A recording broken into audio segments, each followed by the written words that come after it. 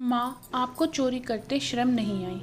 विमला जी रसोई घर में अपने पति रमेश जी के लिए चाय बनाने जा रही थी। तभी डोरबेल बजी और वो दरवाज़ा खोलने चली गई। जब दरवाज़ा खोला तो सामने बेटे और बहू खड़े थे। विमला जी उनको देख थोड़ा आश्चर्यचकित हुई। बेटे और बहू ने नमस्ते कहा तो उन्होंने जवाब देते दरवाजे से हट उनको अंदर आने को बोल वो पति के कमरे में गई। राघव और पूनम आए हैं। विमला जी कमरे में घुसते हुए पति रमेश जी से कहा। रमेश जी ने अखबार चेहरे से हटाकर पत्नी की तरफ देखा, थोड़ा गुस्से से पूछा, वो लोग क्यों आए हैं? उनका क्या है यहाँ? थोड़ी तल्खी से बोले, आता हूँ बाहर। क्यों गुस्सा हो रहे हैं? जाने दे, आपके बेटा बहू। और अभी आगे पति से कुछ कहती कि रमेश जी ने ठोक दिया। बस करो विमला, कितना सब करोगी? कभी तो जुबान से कुछ कह दिया करो। किस मिट्टी की बनी हो? रमेश जी बाहर आए तो ड्राइंग रूम में राघव और पूनम, उनके बेटा और बहू बैठे हुए थे। पिता को देखते ही दोनों उठे और पांव छूने के लिए झुके। ठीक है बैठो, कहते हुए रमेश जी एक सोफे पर बैठ गए। विमला जी किचन की तरफ चल दी।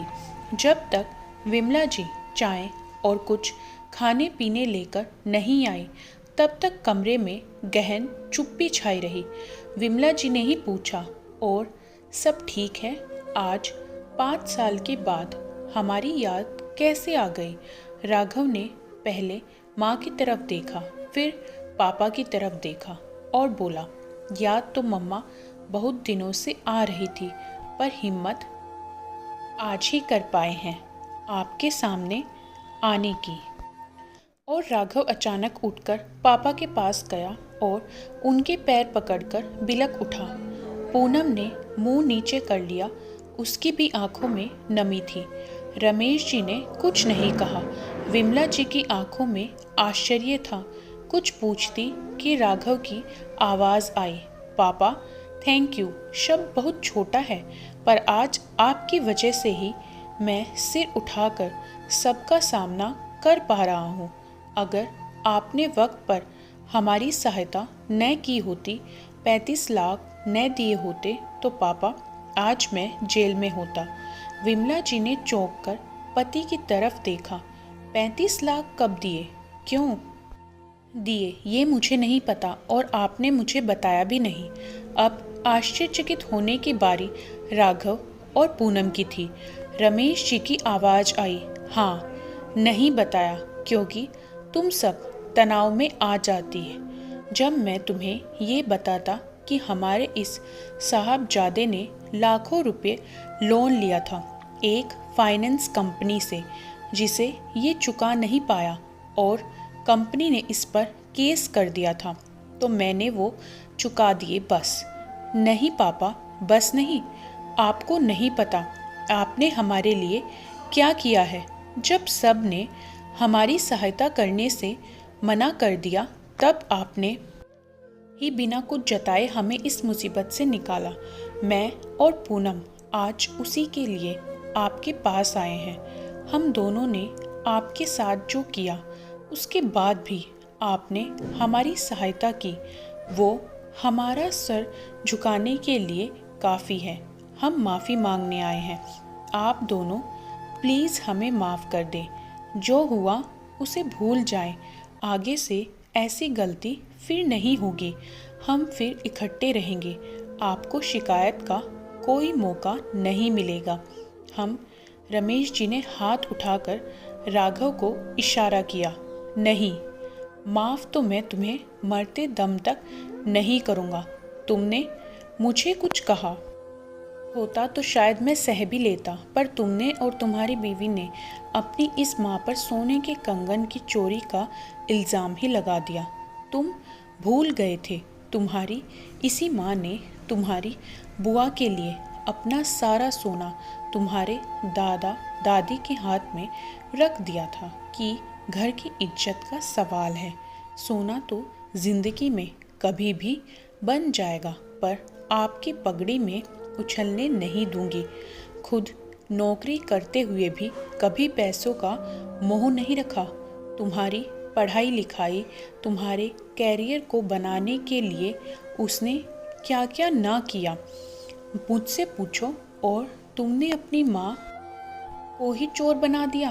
तुम्हारी बीवी ने तुम्हारी माँ की अलमारी की तलाशी तक ले ली और तुम उसका साथ भी दे रहे थे तलाशी में। तुमसे एक बार भी विरोध में कुछ कहा नहीं गया। इसका अर्थ तो ये था ना कि तुम्हें भी लगता था कि तुम्हारी माँ ऐसा कर सकती है।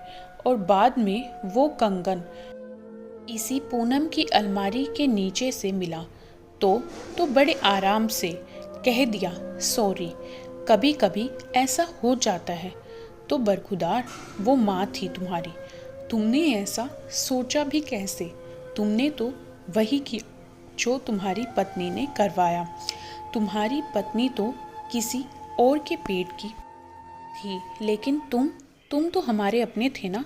माँ को रुस्वा करने में तुमने कोई कसर नहीं छोड़ी। ये बात तो मैं ऊपर जाने पर भी नहीं भूलूंगा। और माफ़ी तो बहुत दूर की बात है। मैं तो तुम दोनों की शक्ल भी नहीं देखना चाहता। साथ रहना तो भूल ही जाओ। आज मुझे मेरा ईश्वर भी आकर कहेगा ना कि इन्हें माफ़ कर दो, तो मैं उसे भी मना कर दूंगा। इस देवी का अपमान मेरे स्वाभिमान पर एक चोट है।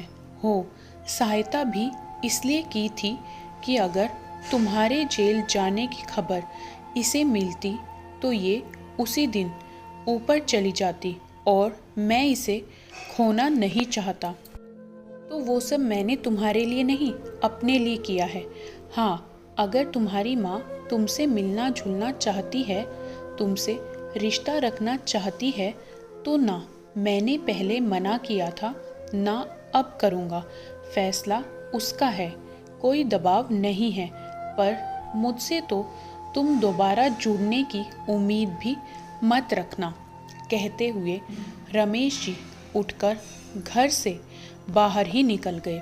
राघव ने माँ की तरफ देखा तो विमला जी बोल उठी, बेटा, शायद तुम्हें ये बात अभी नहीं समझ आएगी, पर जब तुम खुद बाप बनोगे तब समझोगे कि औलाद का एक गलत कदम ही माँ बाप को तोड़ने के लिए काफ़ी होता है। माँ बाप तो अपने ही होते हैं, बस औलाद ही बदल जाती है। कमरे में चुप्पी का ये आलम था कि सुई भी गिरती तो आवाज़ हो जाती।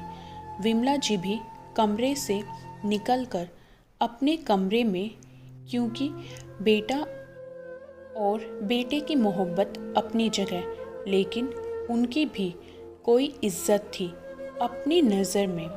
अगर आज वो बेटे को माफ़ कर देती तो खुद की नज़र में कभी उठ नहीं पाती। पूनम और राघव भी उठकर अपने घर चले गए। अब उनकी यही सज़ा थी, माँ बाप की माफ़ी के बिना ज़िंदगी गुजारनी है। बच्चों को अपने माँ बाप को कुछ कहते हुए सोचना चाहिए। जो माँ हमें हर धूप छाँव से बचाती है, हमें उसको चोर कैसे बना सकते हैं? हमें खुद से शर्म आनी चाहिए।